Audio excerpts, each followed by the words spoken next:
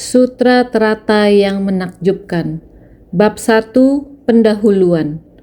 Sinvasyang Sutra Teratai, episode 77. Cermin batin yang terang benderang dapat menembus 3 kelompok alam.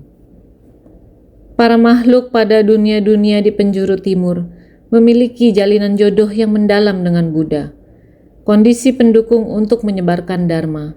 Ke negeri sebelah timur adalah istimewa.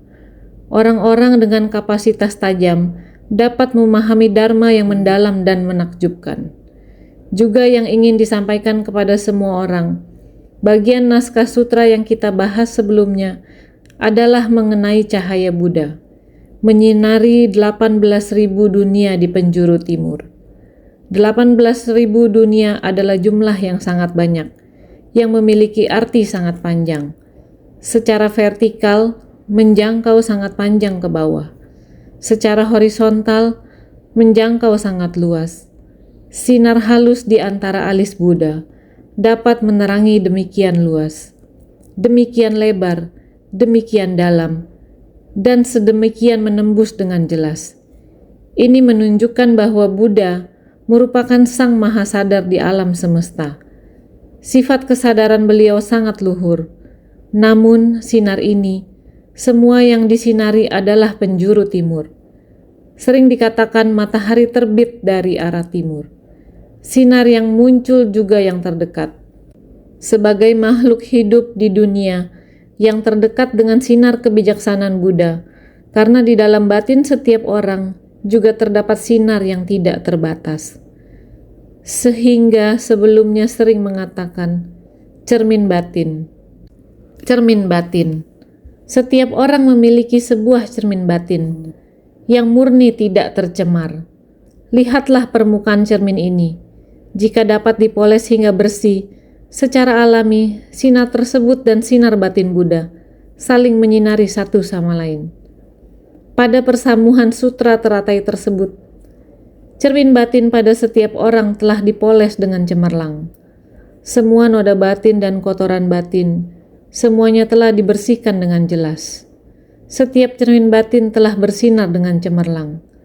Ketika cahaya Buddha bersinar, laksana sinar matahari, baik berapa banyak cermin, selama diarahkan ke matahari, cermin itu akan memantulkan cahaya. Cahaya itu juga tak terhingga. Cahaya itu juga akan menyinari sangat jauh.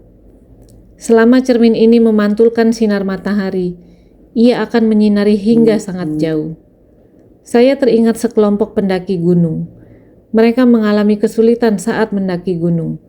Sebuah helikopter di udara terus-menerus mencari di area pegunungan.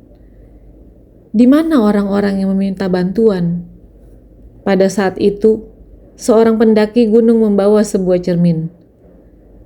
Jadi dia menggunakan sebuah cermin kecil yang dimilikinya untuk memantulkan sinar matahari ke arah helikopter.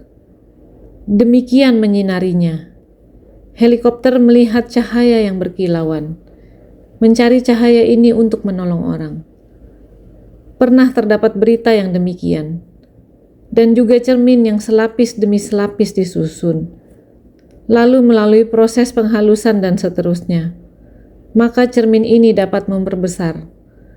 Kaca pembesar ini dapat membuat kita melihat benda-benda kecil. Cermin yang sudah melalui beberapa pemrosesan. Cermin yang lebih kasar disebut kaca pembesar. Yang lebih halus disebut mikroskop. Suatu ketika saya pergi ke Taipei untuk melihat laboratorium penelitian. Terdapat banyak peralatan dengan teknologi yang canggih. Pada saat itu, mereka sedang melakukan penelitian tentang bakteri. Mereka membiarkan saya untuk melihat melalui mikroskop dengan demikian. Setelah melihat, saya berkata, bakteri dapat memiliki pola yang demikian, tersebar dengan begitu indah. Benar, sel di dalam tubuh jasmani manusia terdapat bakteri dengan berbagai macam pola. Saya berkata, sama seperti sebuah dunia. Benar, pada tubuh kita, di dalam jagat raya kecil, terdapat berapa banyak bakteri halus yang berbeda. Semua ini memiliki dunianya masing-masing. Sebuah sel memiliki dunianya sendiri, sehingga dikatakan, jika setiap orang dapat memoles cahaya batinnya dengan bersih, permukaan cermin kita ini, jika dapat dipadukan dengan batin Buddha, maka kita dapat melihat secara tuntas banyak dunia, terutama sinar yang terpancar dari antara alis Buddha. Jika batin kita dapat hening dengan sungguh-sungguh, dengan pikiran yang hening dan jernih, sungguh hening, murni dan jelas. Untuk berpadu dengan cahaya dari antara alis Buddha, laksana sebuah cermin kecil yang berpadu dengan matahari. Jadi kita yang berada di penjuru timur, yakni para makhluk yang berada di alam manusia, jalinan jodoh dengan Buddha sangat dalam. Buddha mencapai kebuddhaan demi para makhluk di alam manusia.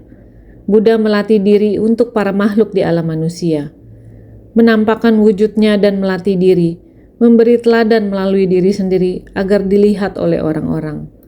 Beliau juga memiliki sepasang orang tua.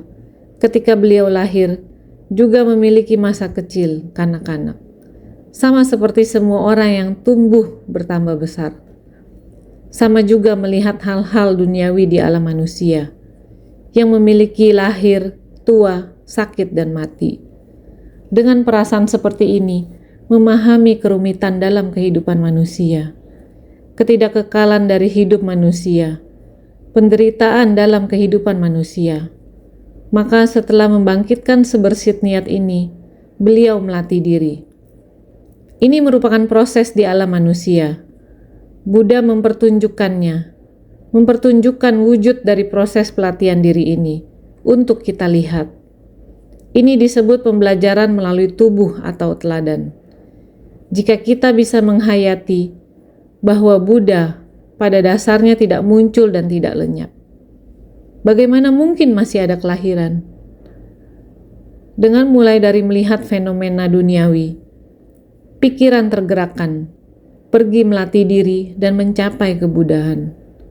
Kemudian membabarkan dharma selama 40 tahun lebih, memasuki parinirwana pada usia 80 tahun.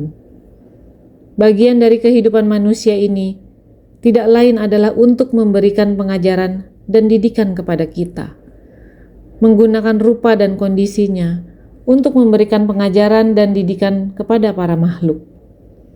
Begitu dekat dengan para makhluk, kehidupan yang kita jalani adalah sama dengan Buddha. Berhubung begitu dekat dengan Buddha, Buddha bisa mencapai kebuddhaan. Kita juga bisa mencapai kebuddhaan. Cara hidup adalah demikian dekat. Sebenarnya sifat dasar kita lebih dekat lagi dengan Buddha. Hanya saja kita telah terlepas dari itu. Sebersit niat dengan noda batin telah menodai secara berlipat ganda. Seperti bakteri. Bakteri penyakit yang sangat kecil dapat terus berkembang biak sampai menjadi bakteri penyakit dalam tubuh dan menyebabkan berbagai penyakit. Prinsip yang sama, batin kita juga demikian. Karena sebersit niat yang mengandung noda batin yang terus berkembang biak sampai batin kita dipenuhi kegelapan batin, sehingga menimbulkan banyak sekali kerisauan. Ini seperti bakteri yang menciptakan banyak racun. Pengertiannya adalah sama seperti itu. Maka dapat dikatakan, Buddha datang ke dunia, tiada lain adalah ingin menunjukkan dan memberitahu kita bahwa kita berada sangat dekat dengan beliau, baik dekat dalam kehidupan atau dekat dalam kondisi spiritual. Ketika tiba pada persamuhan sutra teratai, cahaya ini membuat batin semua orang menjadi tenang dan hening. Kemudian duduk. Seharusnya batin Buddha dan para makhluk berpadu. Ini sangat memiliki jalinan jodoh. Para makhluk pada dunia-dunia di penjuru timur memiliki jalinan jodoh yang mendalam dengan Buddha. Kondisi pendukung untuk menyebarkan dharma ke negeri sebelah timur adalah istimewa. Orang-orang dengan kapasitas tajam dapat memahami dharma yang mendalam dan menakjubkan, sehingga dikatakan, para makhluk pada dunia-dunia di penjuru timur memiliki jalinan jodoh yang sungguh mendalam.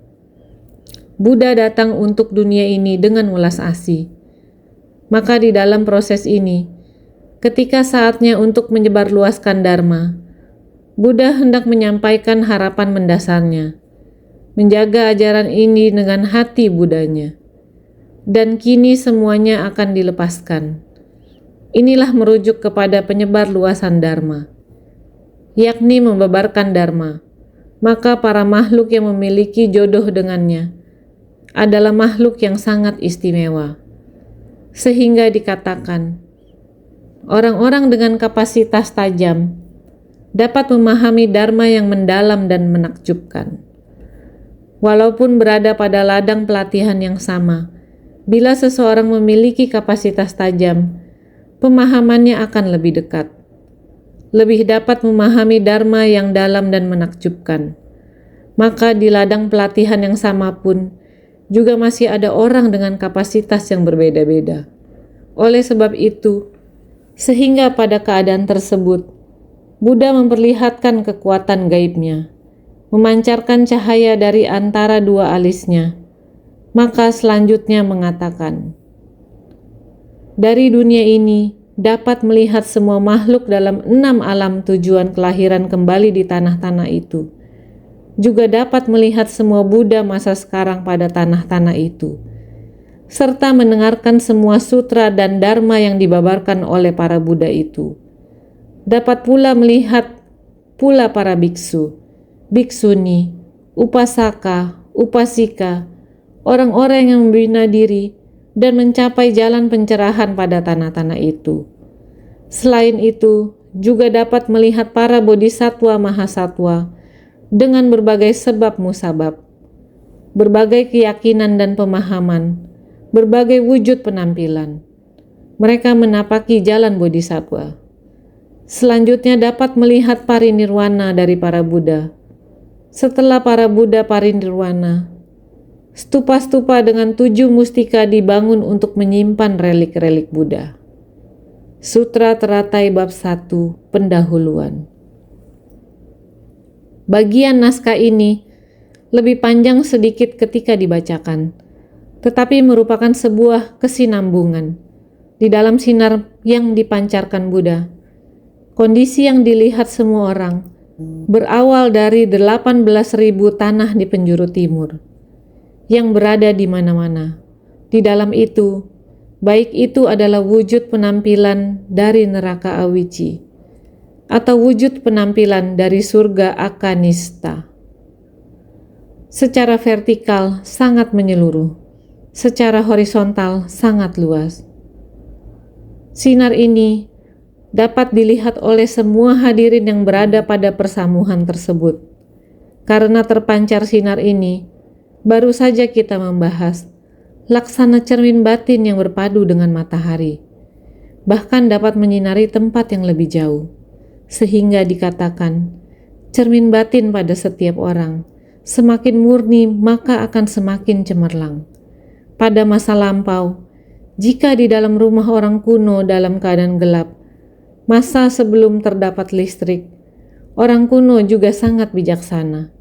Mereka menggunakan sebuah cermin, juga menghadap matahari, menggunakan cermin tersebut untuk merefleksikan cahaya ke dalam. Tempat yang semula gelap juga akan menjadi terang. Semua ini telah ada sejak zaman kuno. Sudah terdapat ajaran yang begitu halus dan menakjubkan. Jika Anda mengerti cara menggunakan segala material di dunia ini, maka dapat digunakan dengan sangat mudah, luas dan panjang. Semuanya dapat kita gunakan. Ini adalah sifat Buddha kita, yang juga merupakan keberadaan dari berbagai aspek fisik di dunia.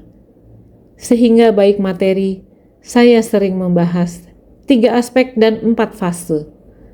Segala sesuatu memiliki prinsip yang tak terbatas. Sehingga ketika Buddha memancarkan cahaya, membuat kita dapat melihat semua tanah itu. Bahkan dapat melihat 6 alam tumimba lahir.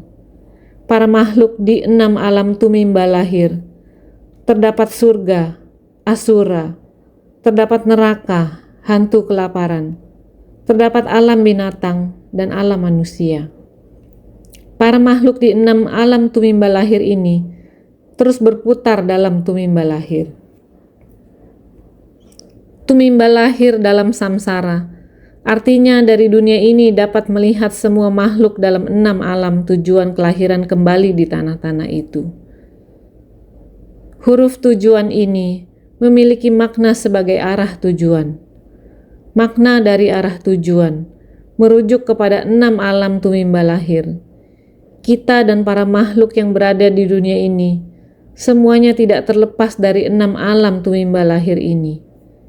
Karena adalah makhluk awam, semua karma yang diciptakan para makhluk, terdapat banyak karma akibat kebocoran, yakni karma akibat kerisauan, penuh kebocoran. Karma penuh kebocoran terbagi menjadi 3 kategori.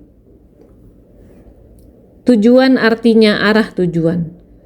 Berdasarkan karma penuh kebocoran yang diciptakan oleh para makhluk dalam 6 alam kelahiran, dapat dibagi menjadi 3 jenis. Ketiga kategori ini, ke-1, bagi yang menciptakan karma buruk, akan menuju ke 4 alam tujuan buruk daripada asura, neraka, setan kelaparan, dan binatang. Dalam 6 alam tumimba lahir, terdapat 3 alam tujuan baik, 3 alam buruk. 3 alam tujuan baik adalah surga, manusia, dan asura. Terhitung sebagai alam baik, asura memiliki berkah surgawi, namun tidak memiliki kebajikan surgawi. Meskipun mereka suka kehilangan kesabaran, serta masih banyak kerisauan di dalam batin mereka, namun mereka berdana. Terdapat kerisauan ketika mereka berdana. Ini disebut sebagai asura. Mereka juga mencampurkan penderitaan dan kebahagiaan menjadi satu, sehingga dihitung sebagai 3 alam baik. Kemudian neraka, hantu kelaparan, dan binatang, itu disebut sebagai 3 alam tujuan buruk, yakni penderitaan yang susah ditahankan, sehingga ini disebut sebagai 6 tumimba lahir. Jika kita menciptakan karma penuh kebocoran, kita akan berada di dalam 6 alam tumimba lahir. Kedua, bagi yang menciptakan karma baik daripada 5 sila dan 10 perbuatan baik, akan menuju ke alam manusia, alam dewa, dan alam-alam surga di alam nafsu. Ketiga, bagi yang menciptakan karma netral, seperti mempraktekkan segala jenis dhyana penuh kebocoran, akan menuju ke segala alam surga dalam alam berwujud dan alam tak berwujud. Semua ini masih memiliki kebocoran. Bahkan ketika Anda melatih diri, hingga alam berwujud dan alam tak berwujud, juga masih belum sempurna. Semua ini masih berada di dalam 3 alam kehidupan. Buddha menginginkan kita untuk terlepas dari 3 alam kehidupan, sehingga alam surga ini, meskipun menikmati banyak kebahagiaan dan berumur panjang, namun bukan kondisi yang kita cari sebagai praktisi Buddhis. Kemudian, dapat melihat semua makhluk dalam 6 alam tujuan kelahiran kembali di tanah-tanah itu. Para makhluk dalam alam-alam tujuan kelahiran kembali ini menciptakan benih karma apa? Akan menuju buah karma itu pula. Dari kelahiran menuju kematian, dari kematian menuju kelahiran, terus bertumimba lahir tanpa henti. Ini bukanlah tujuan utama kita melatih diri. Namun, karena kita dapat memperoleh tubuh manusia, mendengarkan Buddha Dharma, kita dapat melihat kondisi ini. Karena Buddha Dharma, jika batin kita dapat berpadu menjadi satu dengan ajaran dari Buddha, kita dapat mengetahui semua prinsip kebenaran ini. Kita dapat memahami secara tuntas cermin batin kita. Dengan demikian, laksana kita dapat melihat, menyaksikan dengan tuntas. Selain kondisi dari alam manusia, juga terdapat kondisi para dewa. Juga terdapat kondisi dari alam buruk. Kita dapat memahaminya dengan sangat tuntas. Jika kita memahaminya dengan tuntas, kita akan mengetahui arah tujuan untuk membina diri. Para bodhisatwa sekalian, belajar ajaran Buddha adalah belajar sampai bagaimana kita bisa memahami dengan jelas. Di dalam 3 kelompok alam ini, di dalam 6 alam tumimba lahir ini, berbagai macam kondisi kehidupan, jika kita mampu memahami, tidak peduli apakah itu adalah alam dewa, manusia, neraka, hantu kelaparan, dan binatang, ataupun di dalam alam manusia kita, semua benda yang terlihat. Lihatlah bumi. Segala sesuatu ada terbentuk, bertahan, rusak dan kosong. Di tubuh kita ada kelahiran, usia tua, sakit dan mati. Dalam hati kita ada muncul, bertahan, berubah dan lenyap. Jadi dapat dikatakan terbentuk, bertahan, rusak, kosong, lahir, tua, sakit dan mati, ataupun muncul, bertahan, berubah, lenyap, dan lain-lain. Prinsip kebenaran agungnya terletak pada bakteri yang paling halus, yang tidak dapat dilihat oleh mata kita, dapat dilihat dengan mikroskop. Prinsip kebenaran di dalamnya juga sangat besar. Jadi berharap semua orang agar terhadap kebijaksanaan kita yang paling halus ini harus pahami dengan mendalam. Jika bisa demikian, maka akan mampu memahami dengan jelas prinsip kebenaran dari 6 alam tujuan tumimba lahir semua makhluk. Berharap semua orang dapat senantiasa bersungguh hati.